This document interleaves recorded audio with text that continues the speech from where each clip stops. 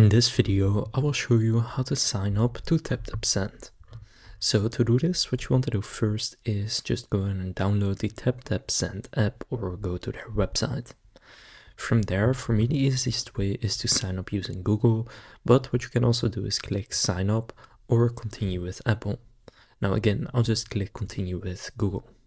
Now, after you click on sign up or continue with Google or Apple and enter your details, you will see this. Now from here you can choose if you want to enable your notifications.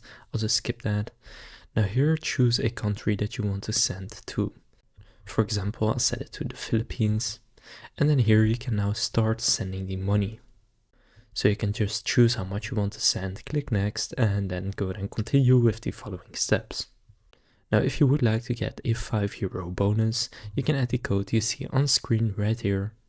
In this section where it says add promo code, just paste in that code and then click enter and you will get a €5 or dollar or pound bonus.